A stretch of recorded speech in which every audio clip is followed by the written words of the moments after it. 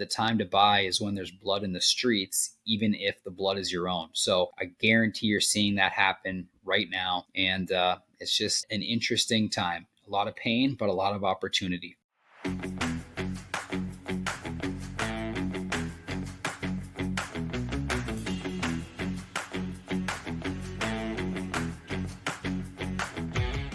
Welcome to another episode of Keeping It Real Estate. I'm Dan Brisse. Today, we're going to dive into the 18-year U.S. real estate cycle.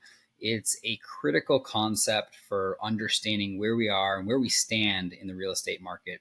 The idea first put forward by, he was an economist, Homer Hoyt in 1933. He revealed that real estate just tends to move through predictable stages. It has a recovery stage, and then it goes through an expansion stage, the peak, and then a recession. And Hoyt's research is based on over a century of land value data. And although the exact timing can vary, the general trends, they've made up a pretty remarkable, predictable history over time.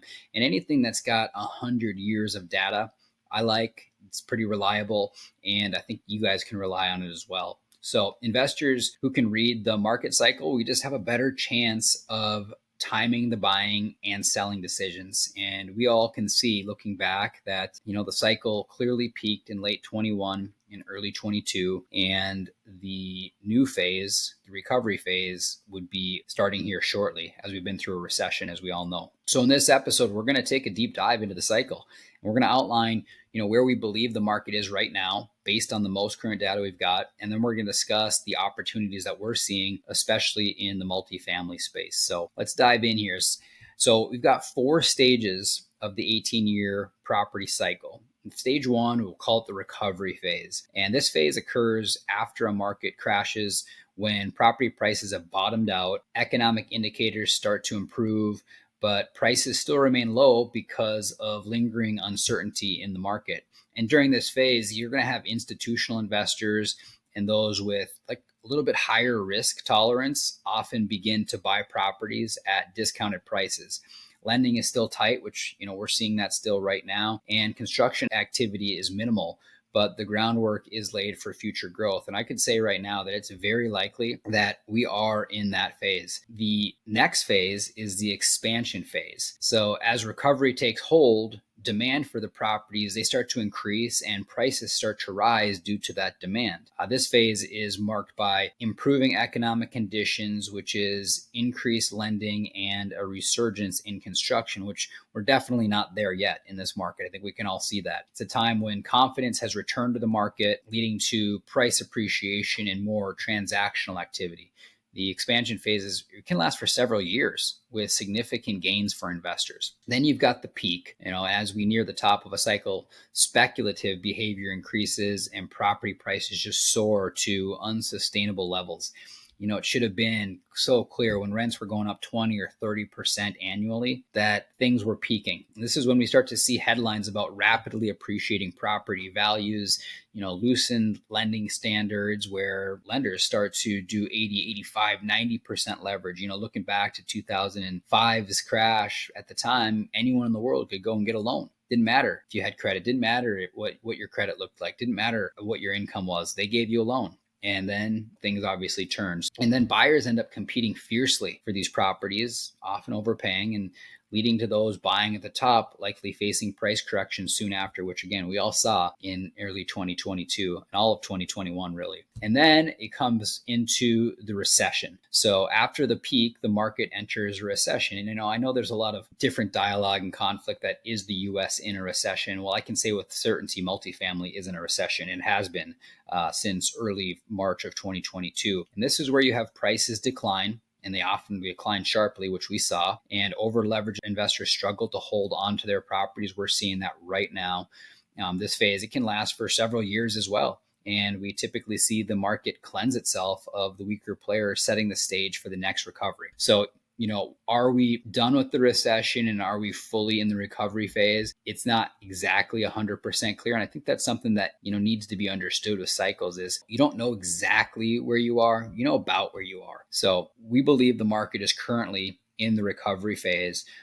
Multifamily prices have peaked in late 21, early 22 again, and saw significant declines through 22 into early 24. And then, according to CoStar's value weighted repeat sale index for multifamily properties, the deepest drop occurred in March of 2024 when prices were 27% below their all-time highs. To quote the 19th century British banker, the Rothschild family, he said the time to buy is when there's blood in the streets, even if the blood is your own. So I guarantee you're seeing that happen right now. And it's just an interesting time. A lot of pain, but a lot of opportunity. And then so at Granite Towers, we're seeing a great window of opportunity right now. It's an exciting time to be investing in multifamily right now. You're putting debt on these deals for 5 to 7 years. And where will you be in 5 to 7 years if you're putting in low leverage fixed debt with a great business plan? The chances of the market still being in a recession in 5 to 7 years is extremely unlikely. It's very, very likely.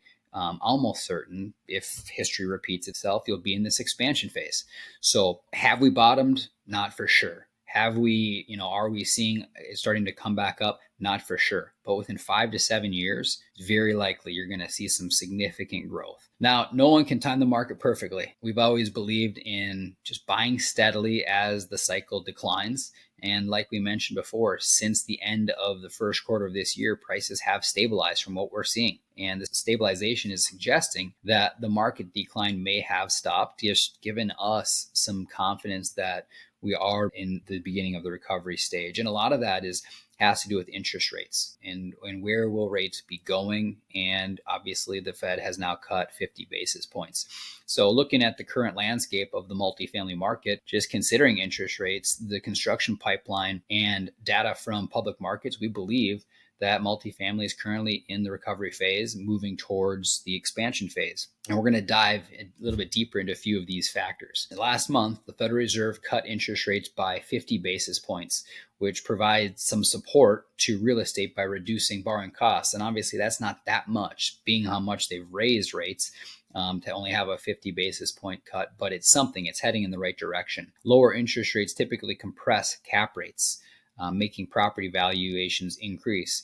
The less you have to pay for debt, the more you can pay for the property. It's pretty simple to understand. This move by the Fed really should help to start stabilize or even boost some of the property prices as financing becomes more accessible to investors and cheaper to borrow money. To forecast their future interest rate adjustments, the Federal Reserve, they're going to release a tool called the dot plot. And on their latest dot plot, the Fed revealed that most members expect further rate cuts, with the federal funds rate projected to decrease by another 150 basis points over the next 2 years. We were just at a convention down in Dallas, and there was an economist in from London. He said the same thing. We're going to see interest rate cuts until for sure September of next year. He wasn't sure beyond that. The other thing that we're seeing is construction slowdown. The multifamily construction pipeline has contracted significantly. In quarter 2 of 2024, 190,000 new units were delivered, making a peak in construction over the past 3 years. But however, due to higher interest rates and elevated material costs and reduced lending, the pipeline has shrunk from 1.17 million units under construction in quarter 1 of 2023 to 827,000 units by June. So this slowdown is expected to reduce new deliveries, allowing the overbuilt markets, particularly in the Sun Belt, to absorb the excess supply and really stabilize vacancy rates. And that's going to also allow rent growth to accelerate, pushing property prices up. REIT data. Often REIT share prices, they seem to have a tendency to lead the private market valuations in time by registering turning points and trends just a little bit sooner. So by examining some REIT data, we can get an idea of investor sentiment and really try to anticipate trends within the real estate market before they materialize in the private market. The NAREIT Equity Residential Index is a market index that focuses solely on residential properties. So this index hit a low in October of 2023, which was down nearly 40% from its peak in December of 2021. And since then, the index has rebounded by about 29%, which is now trading at $541 per share. So that rebound signals investor confidence in multifamily. And these factors combined give us confidence that the market is stabilizing and there's an opportunity to buy multifamily assets at prices that are no longer falling. Another opportunity is opportunities for maturing debt. Another significant trend we are watching closely is maturing debt. Over these next 3 years, there's more than 10,000 multifamily properties across the US with loans maturing. That represents over 150 billion in loans. And many of these operators and properties are underwater due to the high interest rates, creating a unique opportunity for well capitalized investors to acquire quality assets at a very discounted price. You still have got to underwrite conservatively. You've got to have a great business plan. You've got to have the right debt structure, but it creates, as you can see, opportunity. The two key markets we're focused on primarily are Dallas and Nashville. And in Dallas, loans worth nearly 8 billion will mature by 2025. So many properties are going to need to refinance, and they're going to have much less favorable terms than they did when they originally refinanced. And then similarly, Nashville has got 3 billion in maturing loans, creating additional opportunities to purchase distressed assets as well. So what we're seeing in real time is that many of these properties are hitting the market, often off market, with sellers forced to sell just above their loan balances, which is, for disciplined investors with long-term strategy, this is going to present a tremendous opportunity to acquire higher quality assets at prices we haven't seen in years. So to wrap it up, we believe the real estate market has entered the recovery phase. Stabilizing multifamily prices, rate cuts from the Fed, and reduction in new supply are all creating an optimal condition for growth. Additionally, you've got the looming wave of maturing debt, which is opening the door for opportunistic acquisitions in key markets like Dallas and Nashville. Again, there's blood in the streets right now, with many deals selling for the loan balance and a full equity loss. We're keeping a close eye on these trends and positioning ourselves to take advantage of this recovery phase. And if you'd like to stay up to date with the latest opportunities, make sure to sign up for our newsletter at granitetowersequitygroup.com/invest. On our website, you can also find our ebook. We've got 4 steps to successful passive investing. And in this book, we'll take you through 4 proven steps just to help you achieve the best outcome possible when passively investing in the multifamily real estate sector. The one quote I would leave you guys with, it's popular, from Warren Buffett, is, "When people are greedy, be fearful. And when people are fearful, be greedy."